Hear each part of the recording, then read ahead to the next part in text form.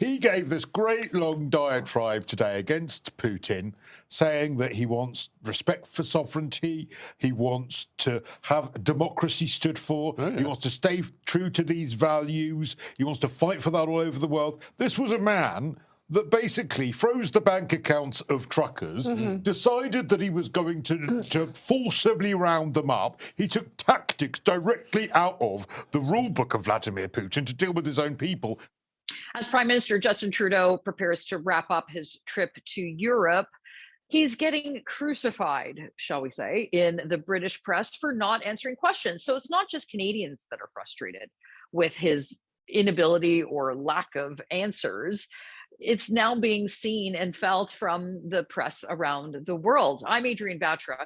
With me is Michael Diamond. And Michael, as we just saw, it's not just Canadian journalists that are frustrated. It seems to be that the press from around the world that follow their respective world leaders after this European visit and these meetings, they don't seem to like the fact that Justin Trudeau won't answer a question. Well, look, I think if you look back to when Justin Trudeau was first elected prime minister and the long lineups you had in the lead up to election day of Canadians going to meet him and the international press just fawning all over him, how times have changed between it's all about overexposure. And the more people see, the more the rose has lost its wonderful smell. And he's just turning out to be another typical politician who had a lot more promise for him than most. Great to see international media pick up on that, but we've been seeing that increasingly over the last couple of years, but I don't think anything quite as harsh as what we just saw. And it's a wildly popular British talk show. Let's have another look at some more of what they had to say about Justin Trudeau. And then he has the audacity and the lack of self-awareness to stand at a podium and tell us that he wants to fight for sovereignty and democracy. He's a hypocrite, he has a neck made of brass, and he's a moron. So it's not just Piers Morgan, Michael.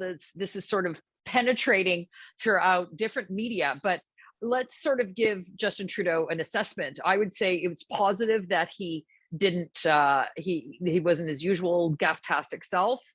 He didn't make no costumes. So I think from that perspective, we as Canadians should be consider that a relief. But how did he score in terms of what the big issue is? And that's with respect to the war in Ukraine.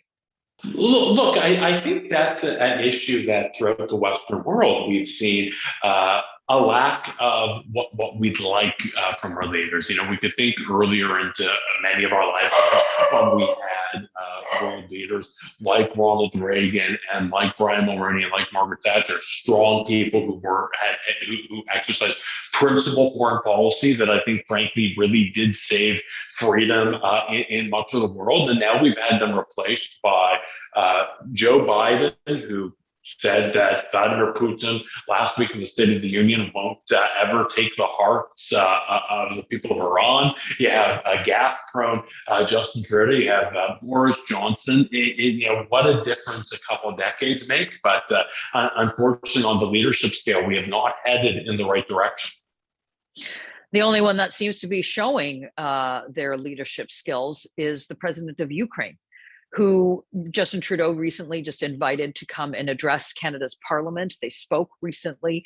I think that Canadians, because we have such a huge diaspora of Ukrainians in our country who have helped build our country, there's such close ties and relations, and the importance and the significance of Ukraine's freedom and their success in this illegal war from Russia is very critical.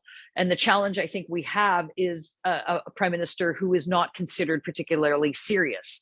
He would have been maybe at one point, maybe 6 or 7 years ago when he was first elected. But over the course of time, Michael, that has eroded. So Canada is often led from behind. But what do we have leading us? You mentioned President Joe Biden, who's been quite weak on these measures, and only just in the last 24 hours said that the United States will no longer take Russian oil. And that was only because so many of the oil and gas companies said they're not going to refine it. His hand was forced. So what prospect is it out there? Who is it that is going to show the gumption to stand up to Putin, stand up to China? I know these are weighty issues and big questions, but is there any leader that we can look to that will emerge and say, all right, to the world's bullies, no more? Well, it wasn't that long ago, and you used the line leading from behind. It wasn't that long ago when Prime Minister Stephen Harper told Vladimir Putin to stay out of Ukraine, and that was such, I think, an important international symbol of leadership from a respected nation across the globe with Stephen Harper. But today, I think the only leader who we can really get inspiration from is President Zelensky, and he might be a comic by trade, but he's certainly risen to this occasion, and hopefully leaders like Joe Biden and leaders like Justin Trudeau can be inspired to follow suit. And they're dealing from a place of much greater strength, but if they could show an ounce of the pounds of courage that he has shown, we'd all be in a better place. As President Zelensky infamously said, I don't need a ride, I need ammo. Well, let us know what you think. Tell us in the comments below. And don't forget to subscribe to our YouTube channel.